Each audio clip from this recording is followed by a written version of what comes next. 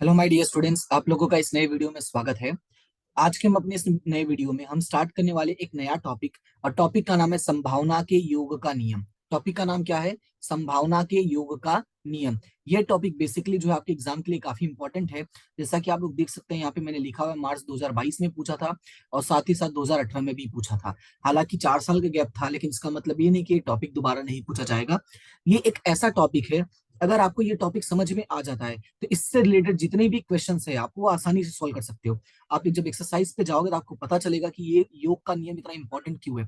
अब डाउट, अभी जो मन में डाउट होगा ये होगा कि सब 2 ही बार सवाल पूछा था, हम क्यों इतना ज्यादा पढ़े। तो ये जो ये लिखा है ना मैंने 2022 और 2018, ये 2022 और 2018 इसलिए लिखा है मैंने कि बेसिकली इससे रिलेटेड जो थियोरी है ना वो 2022 और 2018 में आया था।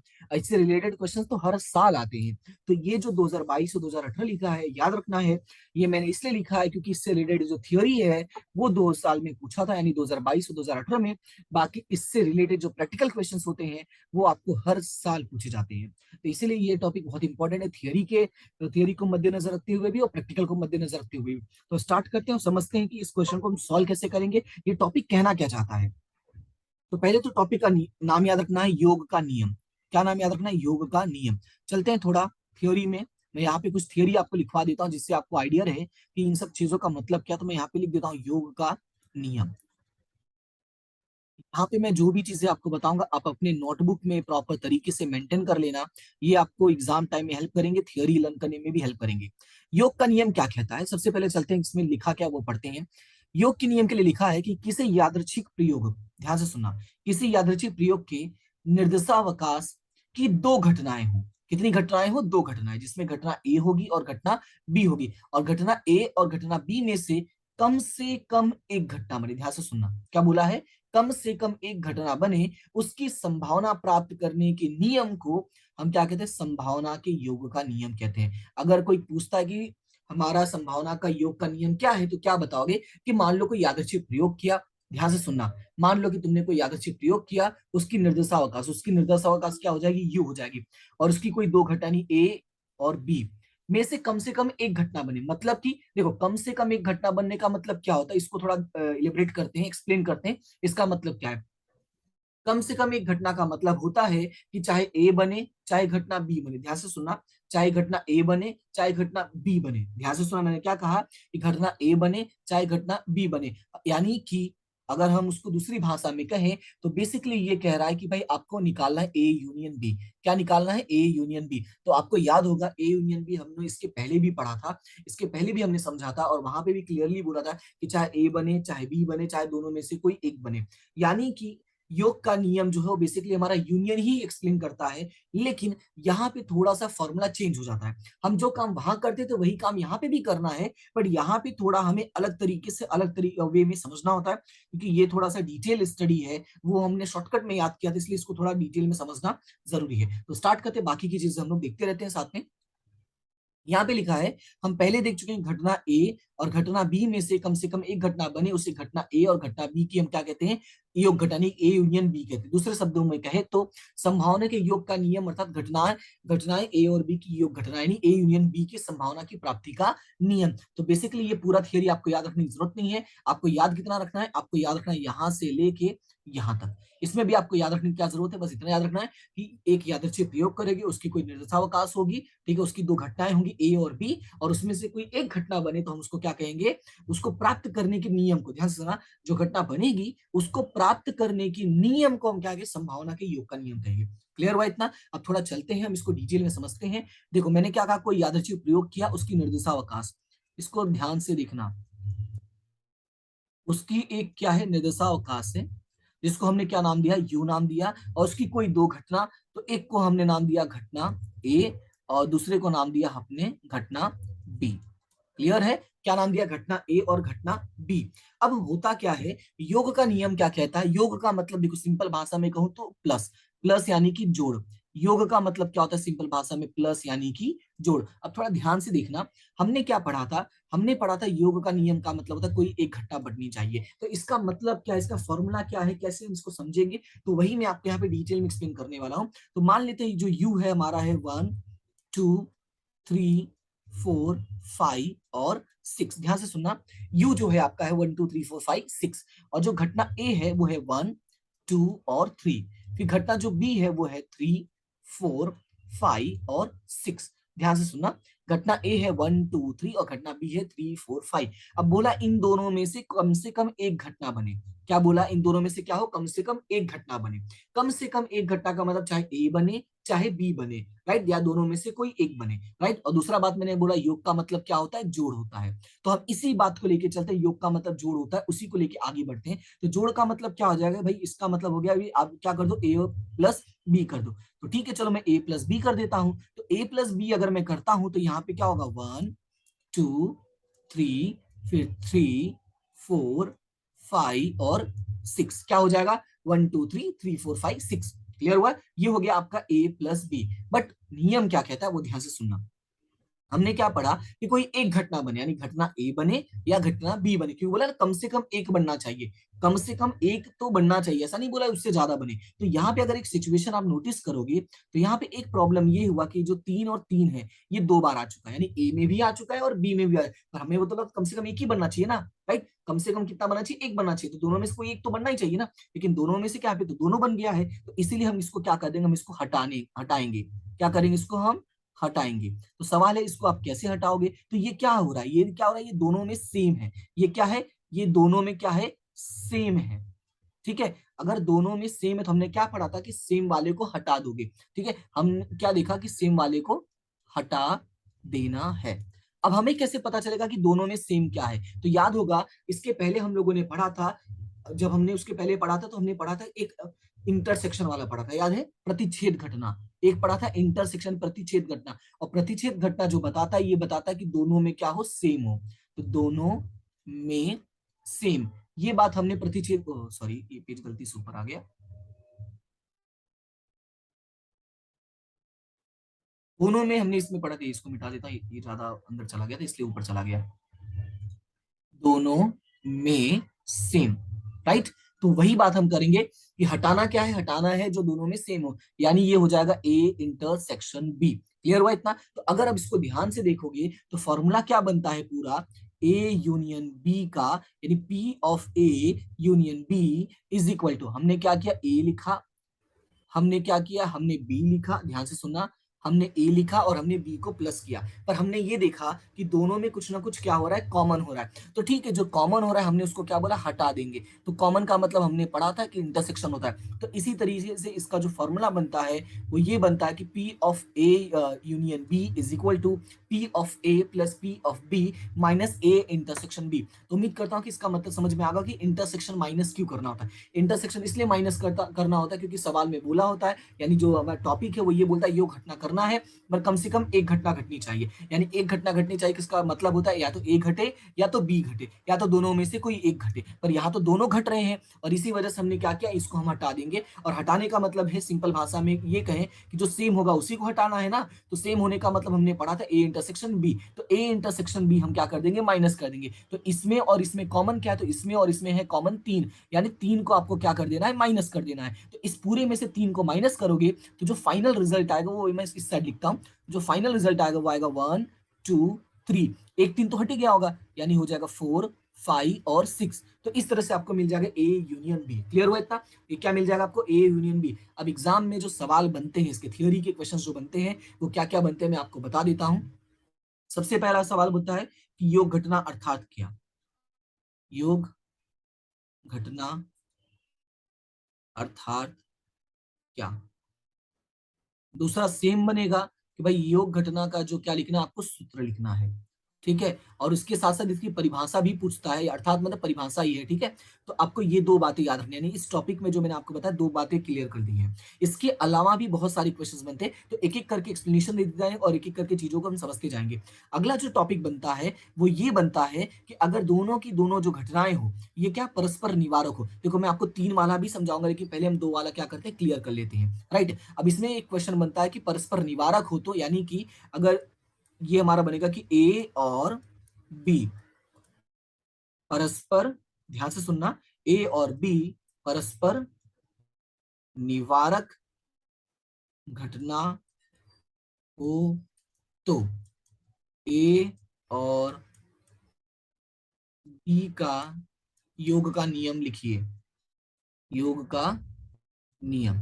अब ध्यान से सुनना कि परस्पर निवारक होगा तो योग का नियम क्या होगा। सबसे पहले आपको पता होना चाहिए कि परस्पर निवारक का मतलब क्या होता है। तो आपको याद होगा ये टॉपिक हमने इसके पहले कवर किया है और वहां पे मैंने समझाया था कि परस्पर निवारक का मतलब होता है, क्या होता है कि दोनों में कुछ भी कॉमन नहीं है। ध्यान से सुनना, परस्पर निवारक का मतलब होता है दोनों में कुछ भी कॉमन, यानी A intersection B is equal to क्या हो गया है, फाइव, जिसको हम दूसरी भाषा में लिखते हैं इज इक्वल टू जीरो। यानी कि आप चाहे तो फाइव लिख सकते हो, चाहे A intersection B is equal to zero लिखते हो।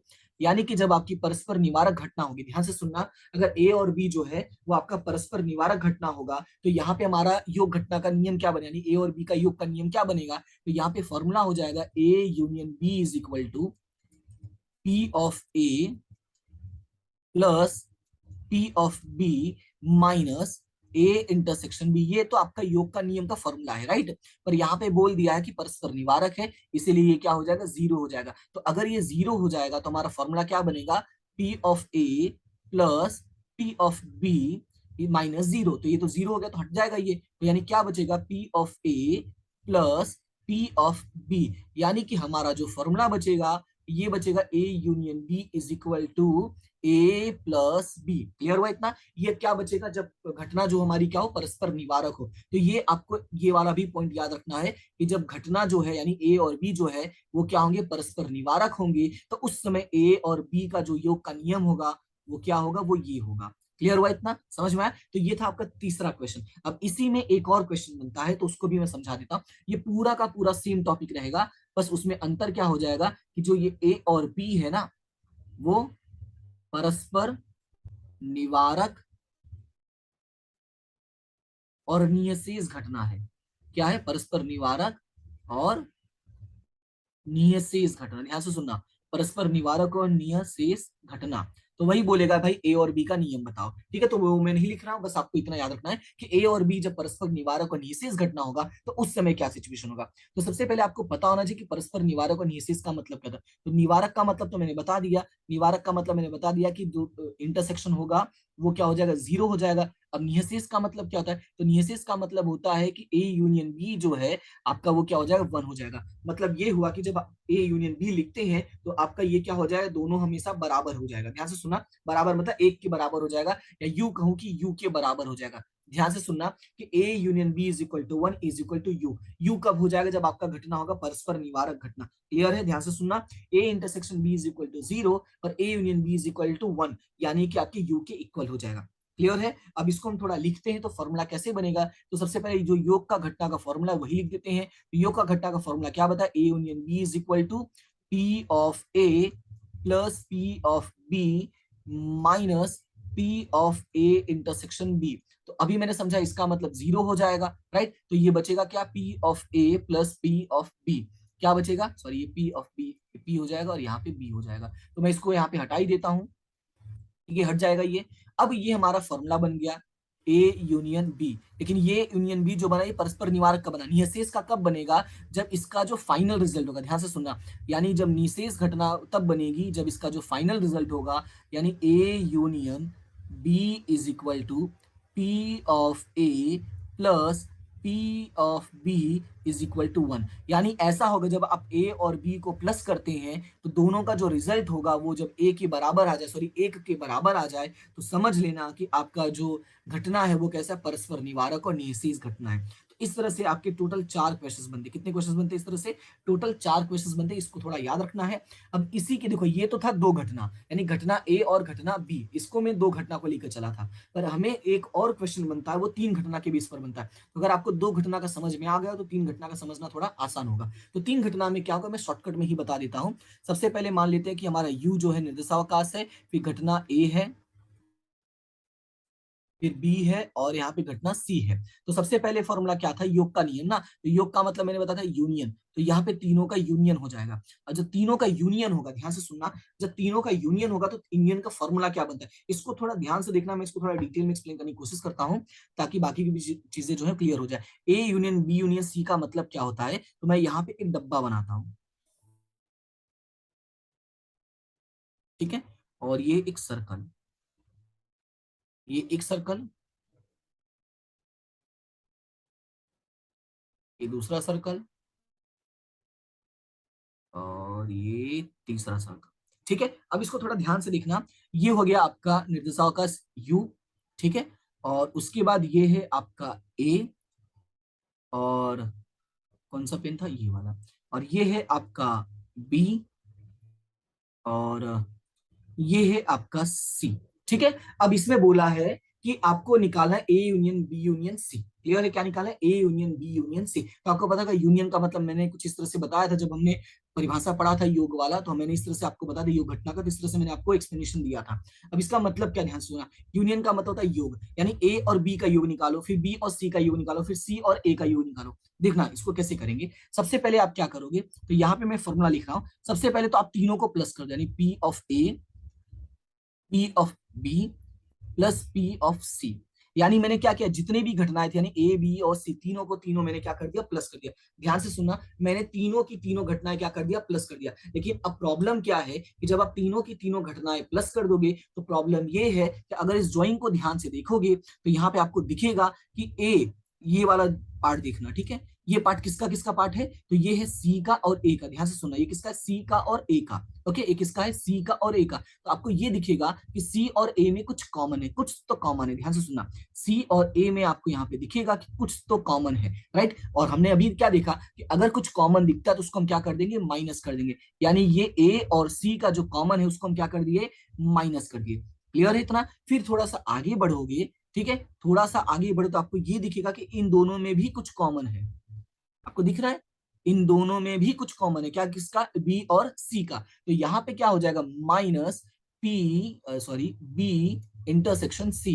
यानी जो फॉर्मूला बनता है वो क्या बनता है, बी इंटरसेक्शन सी। अगर आप थोड़ा सा और आगे बढ़ोगे और ध्यान से देखोगे तो आपको ये दिखेगा कि इन तीनों में भी कौन कॉमन है, किसमें, ये बी और ए में। ये किसकी लाइन है, बी की लाइन है, और ये किसकी लाइन है, ए की लाइन है। तो मतलब फॉर्मूला बन जाएगा ए इंटरसेक्शन बी।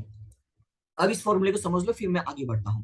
सबसे पहले तो आपको पता होना चाहिए कि घटना योग का मतलब क्या था। तो योग का मतलब होता है कि तीनों को मिक्स कर लेना है।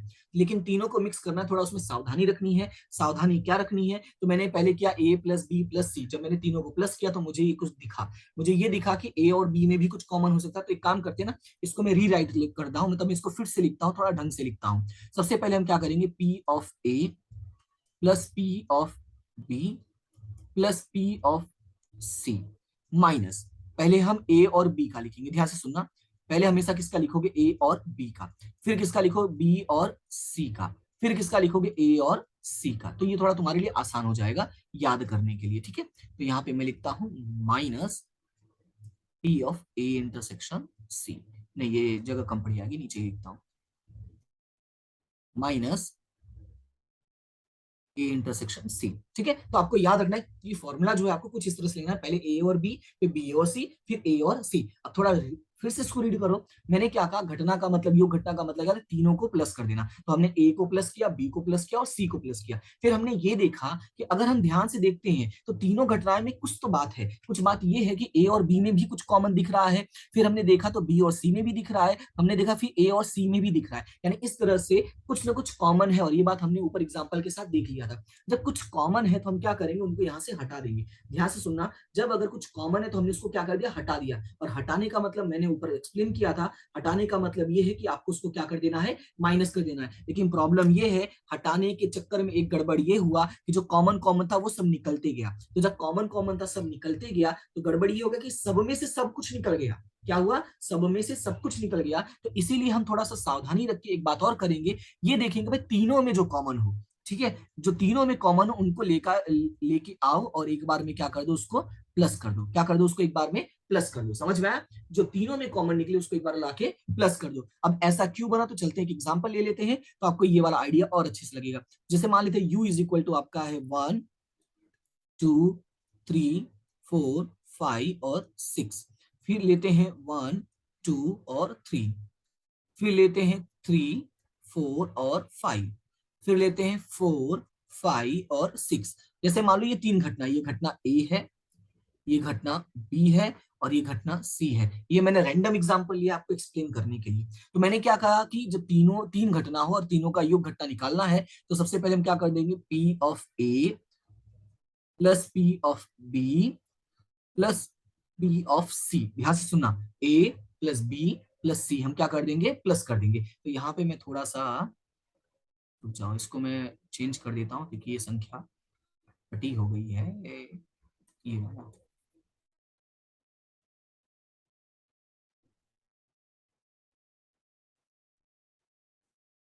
पहले यहाँ पे 1 2 3 4 कर देता हूँ, और फिर यहाँ पे 3 4 5 और 6, फिर सी वाले में 4 5 और 6। ठीक है, ये हो गया आपका बी और ये हो गया आपका सी। ओके, तो हमने क्या किया, सबसे पहले हमने ए बी और सी को प्लस कर दिया। तो जब मैं ए बी और सी को प्लस करता हूं तो देखो ध्यान से क्या होगा, एक को प्लस किया, दो को प्लस किया, तीन को लिखा, फिर चार को लिखा, फिर बी में क्या आया है, बी में आया है 3 4 5 और 6, फिर सी में आया है 4 5 और 6।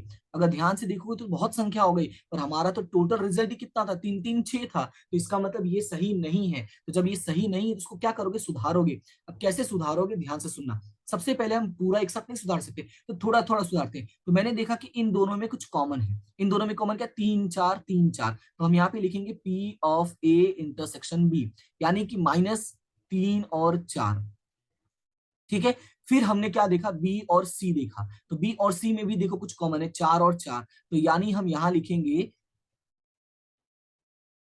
हम यहाँ पे क्या लिख देंगे, -P बी इंटरसेक्शन सी, यानी कि जो 4 कॉमन है हमने उसको क्या कर दिया, माइनस कर दिया। क्लियर हुआ इतना। फिर हमने ध्यान दिया, तो इसके बाद इन दोनों की बात करते हैं, क्योंकि एक जोड़ी, दो जोड़ी और इन तीनों का भी देखना पड़ेगा। फिर इन तीनों में भी एक चीज कॉमन है, और वो क्या कॉमन है, 4 कॉमन है। क्लियर हुआ इतना। यहाँ पे भी क्या है, कॉमन है, सॉरी ऊपर नहीं लिखना था, इसको नीचे लिखना था। यहाँ पे मैं लिखूंगा ए इंटरसेक्शन सी। क्लियर हुआ इतना। जैसा मैंने कहा उस चीज को फॉलो करो, ध्यान से देखो समझ में आएगा। सबसे पहले मैंने क्या लिखा, मैंने तीनों को क्या किया, प्लस किया, वो ये रहा। फिर मैंने ए इंटरसेक्शन बी को माइनस किया, वो ये रहा। फिर बी इंटरसेक्शन सी को भी मैंने माइनस किया, ये रहा। अब इसको भी हम माइनस करेंगे तो इसकी वैल्यू आ जाएगी यहां पर। ठीक है, अब हुआ कि 3 4 को हटाना है, यानी 3 और 4। फिर 4 को भी हटाना है, फिर 4 को भी हटाना है, तो यहां से मैंने कैंसिल कर दिया। तो अब देखो रिजल्ट क्या बचेगा, 1 2 3 5 6 5 6। क्लियर हुआ इतना, क्या बचेगा, 5 6 5 6। अच्छा, बी और सी का तो मैंने ध्यान ही नहीं दिया, सॉरी सॉरी, गड़बड़ हो गया। बी और 6 में थोड़ा लोचा है। बी और 6 में क्या क्या कॉमन है वो थोड़ा ध्यान से देखो, 4 5 6 तीनों ही कॉमन है बी और 6 में। तो यहाँ पे 4 5 और 6 हो जाएगा। तो रुक जाओ, ये थोड़ा मैं इसको सुधार लेता हूँ। 4 5 6 अगर तीनों ही कॉमन है तो यहाँ पे हम इसको कट करेंगे तो कैसे होगा, देखो यहाँ पे 4 5 और 6 तीन चीज कट हो रहा है। और यहाँ पे ए इंटरसेक्शन बी में क्या कॉमन है, ए इंटरसेक्शन सी, तो ए और सी, तो ए और सी में तो सिर्फ 4 ही कॉमन है। ओके, तो वापस कट करते हैं, इसको मैं मिटा देता हूँ। ये यही तकलीफ है इसका, थोड़ा मिटाने जाओ तो पूरा ही मिट जाता है। कोई दिक्कत नहीं, मैं वापस लिख देता हूँ 1 2 3, फिर 1 नहीं 1 2 3 4, फिर 3 4 5 6, उसके बाद फिर 4 5 6 था। ओके, ये मैंने पूरा लिख दिया। फिर ए इंटरसेक्शन बी, तो ए इंटरसेक्शन बी मतलब ये वाला। ठीक है, ए इंटरसेक्शन बी दोनों में कॉमन क्या था, 3 4 और 3 4, तो मैंने यहाँ पे कॉमन वाला लिख दिया। फिर बी इंटरसेक्शन सी, तो बी इंटरसेक्शन सी में देखोगे तो यहाँ पे 4 5 6 तीनों कॉमन है, तो 4 5 6, तो मैंने वो लिख दिया। उसके बाद हम बात करते हैं ए इंटरसेक्शन सी में, तो ए इंटरसेक्शन सी में अगर देखने जाओगे तो यहाँ पे एक क्या कॉमन है, ए इंटरसेक्शन सी में, तो यहाँ पे इन दोनों में सिर्फ ये 4 कॉमन है, ये रहा और ये रहा। तो मैंने इनको माइनस कर दिया। तो अब रिजल्ट देखो क्या बनेगा, पहले तो 3 और 4 कैंसिल कर दे, यहां से नहीं कैंसिल करना है, यहां से। तो 3 और 4 कैंसिल किया, फिर इसमें 4 5 6 है, तो मैं 4 5 और 6 को कैंसिल किया, फिर इसमें 4 है तो मैंने यहाँ पे 4 को कैंसिल किया। तो अब देखो रिजल्ट क्या बना, 1 2 3, फिर क्या बना 5 और 6। ध्यान से सुना, 1 2 3 और 5 और 6, क्या बना 1 2 3 और 5 6। लेकिन अगर आप ध्यान से देखोगे तो जो रिजल्ट है वो इसके बराबर नहीं हो पा रहा है। क्यों नहीं हो पा रहा है, क्योंकि यहाँ पे तुमने गड़बड़ कर दिया। क्या गड़बड़ कर दिया, गड़बड़ ये कर दिया कि सब में से सब कुछ कॉमन था वो निकाल दिया। इसीलिए हम क्या करेंगे, हम इसको थोड़ा ध्यान रखेंगे, और तीनों में जो कॉमन है इसीलिए इसको क्या किया जाता है, प्लस किया जाता है, याद रखना। इसीलिए इसको प्लस करते हैं कि जो तीनों में कॉमन हो उसको हम एक बार क्या कर देंगे, प्लस कर देंगे। A intersection B intersection C, तो तीनों में कॉमन क्या है, तो यहाँ पे भी 4 है, यहाँ पे भी 4 है और यहाँ पे भी 4 है। तो तीनों में जो कॉमन है वो है 4। तो यहाँ पे माइनस हो जाएगा, सॉरी प्लस हो जाएगा 4।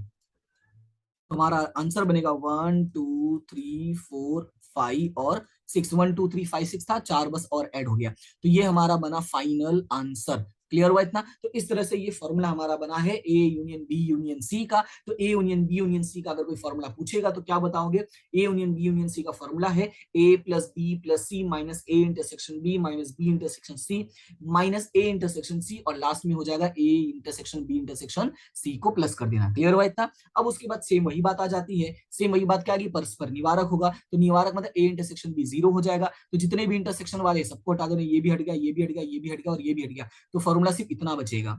ठीक है, सिर्फ इतना बचेगा। फिर उसके बाद अगला क्वेश्चन क्या बनता है? निवारक और निःशेष हो, तो निवारक और निःशेष का मतलब क्या हो जाएगा? इसका इन तीनों का टोटल जो होगा वो 1 के इक्वल हो जाएगा, यानी जो हमारा फॉर्मूला बन जाएगा वो क्या बन जाएगा? A union B union C is equal to P of A plus P of B plus P of C is equal to 1। ये आपका फॉर्मूला बन जाएगा, ये आपका चौथी क्वेश्चन का आंसर हो जाएगा। राइट, क्लियर हुआ इतना? तो इस तरह से आपका ये जो पूरा फॉर्मूला है वो आपको याद रखना है। तो उम्मीद करता हूं कि ये टॉपिक समझ में आ गया होगा। अब इस फॉर्मूले का यूज कैसे करना होता है इसको मैं आपको सिखाऊंगा नेक्स्ट क्लास में। फिलहाल आज के लिए ज्यादा लेंदी नहीं करना चाहता, ये टॉपिक ही समझाने में ज्यादा टाइम लगा दिया। और यहाँ पे जो नोट्स मैंने बनाया है, इस नोट्स को ध्यान से अच्छे से लिख लेना, ठीक है? और रीजन के साथ मैंने बताया है, तो आपको रीजन भी ध्यान रखना है। क्लियर है इतना? समझ में आया? इसके बाद हम नेक्स्ट क्लास में टॉपिक डिस्कस करें, यानी क्वेश्चन डिस्कस करेंगे। नेक्स्ट क्लास में हम कौन सा क्वेश्चन सॉल्व करेंगे? तो नेक्स्ट क्लास में हम सॉल्व करेंगे, हाँ गया, ये रहा एग्जाम्पल नंबर 22, जो अभी लेटेस्ट एग्जाम में आया था जुलाई 2022 में। और मैं आपको बता दूं, ये भले जुलाई 2022 में आया था, यही वाला डिक्टो क्वेश्चन आया था, लेकिन इसके जो कंसेप्ट हैं वो कई बार एग्जाम में पूछे जा चुके हैं। इसीलिए मैं इस क्लास में, यानी जो ये वाली नेक्स्ट वाली क्लास होने वाली है, इसमें मैं आपको इन तीनों क्वेश्चन का, ध्यान से सुनना, ये जो तीनों क्वेश्चन हम सॉल्व करने वाले हैं ना, इन तीनों क्वेश्चन का रीजन क्या है, यानी कि सिंपल भाषा में कहूं तो कंसेप्ट क्या है, वो भी मैं आपको एक्सप्लेन करूंगा। इसलिए नेक्स्ट वाली वीडियो जो बहुत इंपॉर्टेंट होने वाली है, तो अगर देखना है तो चैनल को सब्सक्राइब कर देना, ठीक है? ताकि आपको पता चले जैसे ही मैं अपलोड करता हूं। अगर आप ऑलरेडी सब्सक्राइब कर चुके हो तो अच्छी बात है। और इस वीडियो की बात करूं तो ये वीडियो अगर अच्छी लगती है तो डेफिनेटली अच्छी लगी होगी, मैं उम्मीद करता हूं डेफिनेटली ही लगी होगी। तो आप इस वीडियो को लाइक करो, अपने दोस्तों के साथ शेयर करो, चैनल को सब्सक्राइब करो, ठीक है? तो फिलहाल आज के लिए इतना ही, मिलते हैं नेक्स्ट क्लास में। तब तक के लिए thank you so much and have a good day.